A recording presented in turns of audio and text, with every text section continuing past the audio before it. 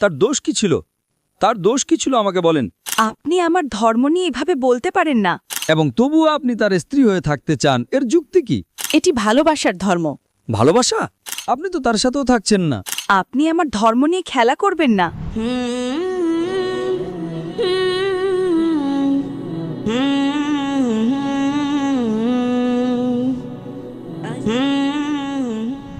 আমার নাম ক্যারোলিনা এবং আমি একজন নার্স। আমি পড়াশোনা করি ইসলাম এবং খ্রিস্ট ধর্মের মধ্যে অনেক পার্থক্য নিয়ে। আমার অনেক প্রশ্ন আছে, তবে এই মুহূর্তে আমার প্রধান প্রশ্নটি হল, আপনি বলেছিলেন যে ইসলাম গ্রহণ করলে যিশুকে আল্লাহর একজন রাসূল হিসেবে মানতে হবে। আমার প্রশ্নটি হল, যখন যিশুকে জিজ্ঞাসা করা হয়েছিল বিবাহ বিচ্ছেদ সম্পর্কে, একজন পুরুষ কি তালাক দিতে পারে একজন নারীকে, তখন তিনি বলেছিলেন যে শুধুমাত্র মানুষের হৃদয়ের কঠোরতার কারণেই স্ত্রীকে তালাক দেওয়ার অনুমতি দিয়েছিলেন। কিন্তু যিশু বলেছিলেন যে একজন পুরুষ তালাক দিতে পারবে না তার স্ত্রীকে। একজন পুরুষের উচিত তার বাবা মাকে ছেড়ে সেই নারীর সাথে যুক্ত হওয়া এবং তারা দুই শরীরে এক আত্মা হয়ে যাবে। তাই আমার কাছে এটি একটি পার্থক্য।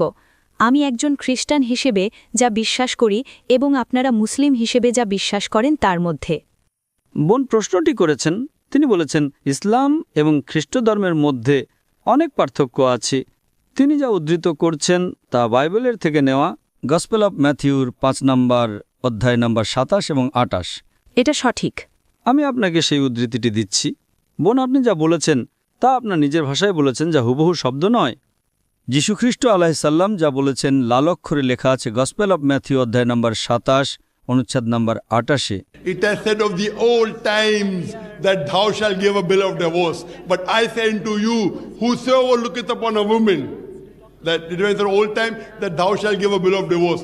But I say unto you that whosoever looketh upon woman to lust after has already committed adultery in his heart. পুরনো দিনে বলা হয়েছিল যে তুমি তালাকের নোটিশ প্রদান করবে, কিন্তু আমি তোমাদের বলছি যে কেউ কোনো নারীর দিকে কামভাব নিয়ে তাকায়, সে মনে মনে ইতিমধ্যেই ব্যভিচার করে ফেলেছে।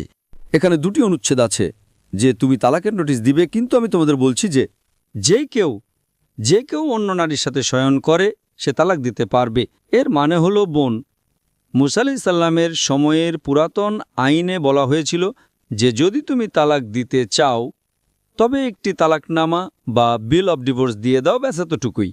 কিন্তু যীশুখ্রিস্ট আলাইহিস সালাম বলেন যে তোমরা তালাকনামা দিতে পারবে না যতক্ষণ না তোমার স্ত্রী অন্য কারোর সাথে শয়ন করে। তার মানে পূর্বে মুসা আলাইহিস সালামের সময়ে তালাক অনুমোদিত ছিল। তালাক দেওয়ার জন্য কেবল একটি তালাকনামা দিলেই হতো।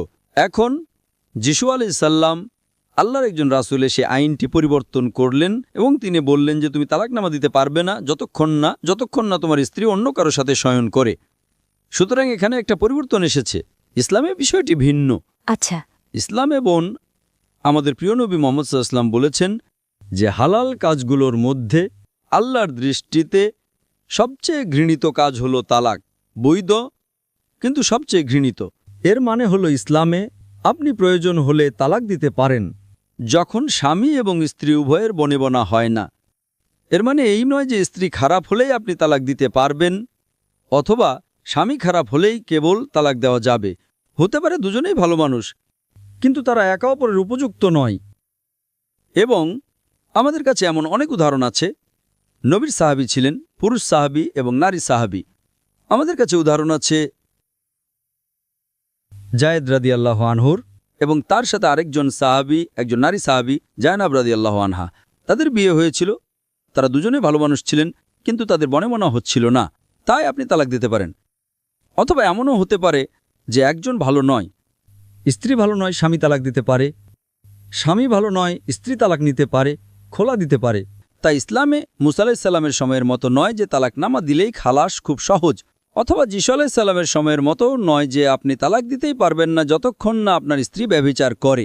ইসলামে আমাদের ভালো এবং মন্দ দিকগুলো বিচার করতে হবে এবং তার উপর ভিত্তি করে ইসলামে সর্বশেষ ও চূড়ান্ত রাসূল এসে বলেছেন তালাক বৈধ বা অনুমোদিত, কিন্তু তা সর্বশেষ অবলম্বন হিসেবে, এবং কিভাবে তালাক দিতে হবে তার বিস্তারিত বিবরণ দেওয়া হয়েছে। তাই এটাই হলো মুসা আলাইসাল্লামের শিক্ষা, যিশা আলাইসাল্লামের শিক্ষা এবং নবী মোহাম্মদ সাল্লামের শিক্ষার মধ্যে পার্থক্য। আশা করি এটা পার্থক্যগুলোর ওপর কিছুটা আলোকপাত করেছে। ধন্যবাদ। আপনি কি আমার সাথে একমত যে খ্রিস্টান ধর্মে বিবাহ এবং ইসলাম ধর্মে বিবাহ আলাদা, নিয়মগুলো আলাদা? হ্যাঁ, আলাদা নিয়ম আছে, নিয়মগুলো আলাদা, কিন্তু কোন নিয়মটি বেশি ভালো বোন আমি আপনাকে প্রশ্ন করছি। মুসা আলাইসাল্লামের সময়ে যে কেউ তালাক দিতে পারত, খালাস, ভালো খারাপ কুৎসিত যাই হোক। খ্রিস্টান ধর্মে কেবল তখনই তালাক দিতে পারবেন যদি আপনার স্ত্রী ব্যভিচারে লিপ্ত অবস্থায় ধরা পড়ে। ইসলামে যদি আপনাদের বনে বনা না হয় তবে দিতে পারবেন, যদি তারা ভালো না হয় তবে দিতে পারবেন, তবে এমনিতে নয়। এটা বৈধ, কিন্তু আল্লাহর দৃষ্টিতে সবচেয়ে ঘৃণিত। আপনি কোনটি পছন্দ করবেন? আমি আমার ধর্মকেই পছন্দ করি এবং আমার জীবনের শেষ পর্যন্ত একজন পুরুষের সাথেই থাকতে চাই। ঠিক আছে, যদি স্বামী এসে আপনাকে প্রতিদিন মারে, সে মদ পান করে, আপনাকে প্রতিদিন মারে, নীল এবং কালো দাগ ফেলে, প্রতিদিন আপনার চোখ কালো হয়ে যায়, আপনি কি তার সাথে থাকতে চাইবেন? আমরা আলাদা হতে পারি, কিন্তু আমরা আবার বিবাহ করতে পারব না। এটা ভিন্ন বিষয়। কিন্তু আমি আপনাকে একটা প্রশ্ন করছি, আপনি কি অন্য কোনো জীবনসঙ্গী খুঁজে নিতে চাইবেন না? আমাদের অনুমতি নেই। যদি আপনি ভুল করেন, না আপনি নন, আমি অনুমতি আছে কিনা তা জিজ্ঞেস করছি না, একজন মানুষের জন্য কোনটা বেশি পছন্দনীয়?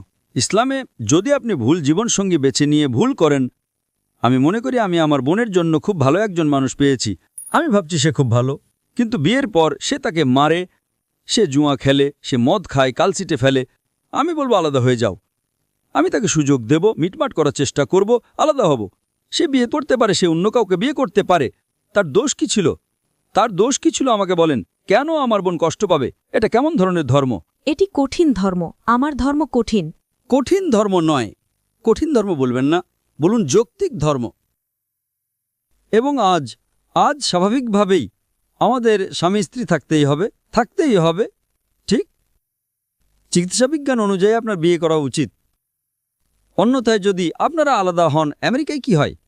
আপনি জানেন আমেরিকায় কি হয়? আমেরিকায় পরিসংখ্যান অনুযায়ী একজন সাধারণ মানুষ, পুরুষ এবং নারী, তারা একজনের সাথে ঘর বাঁধার আগে গড়ে 8 জন ভিন্ন ভিন্ন যৌনসঙ্গী রাখে। বিয়ের পর তাদের কতজন সঙ্গী থাকে তা পরিসংখ্যানে বলা নেই। 8 জন, কারো 5 জন, কারো 10 জন, কারো 20 জন, এটা মানুষের স্বভাব। তো এখন যদি বলেন আপনারা আলাদা হয়ে যাবেন, তাহলে আপনি কি করবেন? তাই এই কারণেই ইসলাম নারীকে ভুল পথে যাওয়া থেকে রক্ষা করে, অথবা পুরুষকে ভুল পথে যাওয়া থেকে রক্ষা করে। তালাক দাও, আবার বিয়ে করো। এতে ভুল কি? যদি আপনি ভুল করেন, এটা খুব সহজ। দুঃখিত, এটা খুব সহজ। এটা সহজ নয়, এটা একটা পরীক্ষা। আপনি জানেন আমাদের জন্য এটা সারা জীবনের পরীক্ষা। কি দোষ? আপনার দোষ কি? যদি আপনার স্বামী, আপনার স্বামী হয়তো খুব ভালো, আমি শুধু একটা কাল্পনিক উদাহরণ দিচ্ছি, যে যদি সে আপনার সাথে ভালো ব্যবহার না করে, যদি সে আপনাকে মেরে কালসিতা ফেলে দেয় এবং তবুও আপনি তার স্ত্রী হয়ে থাকতে চান, এর যুক্তি কি? এটা কেমন ধরনের ধর্ম? এটা কি অযৌক্তিক নয়? এটি ভালোবাসার ধর্ম। ভালোবাসা?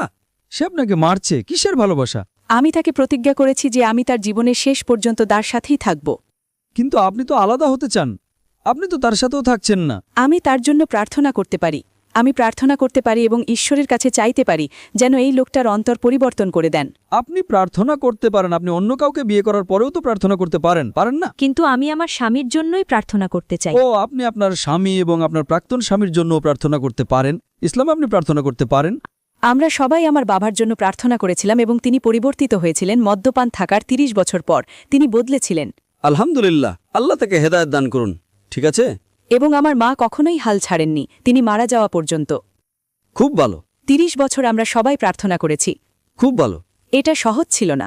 তিনি বলতে পারতেন না, আমি অন্য কাউকে বিয়ে করতে চাই। কিন্তু আপনি কি বলতে চাচ্ছেন যে যদি আপনি বিয়ে করেন তবে আপনি আপনার প্রাক্তন স্বামীর জন্য প্রার্থনা করতে পারবেন না? এটা কেমন ধরনের ধর্ম? এটা ভালোবাসার ধর্ম নয়। আমাদের মধ্যে আমরা হাজার মানুষের জন্য প্রার্থনা করতে পারি, ভালোবাসার ধর্ম। আমার ইচ্ছে সব মুসলিম যেন তাদের প্রাক্তন স্ত্রী এবং প্রাক্তন স্বামীদের জন্য প্রার্থনা করে। কেন নয়? মাশাআল্লাহ, আমার একটা স্ত্রী, সে ভালো। ঠিক আছে, আপনাকে ধন্যবাদ স্যার। আপনাকে স্বাগতম।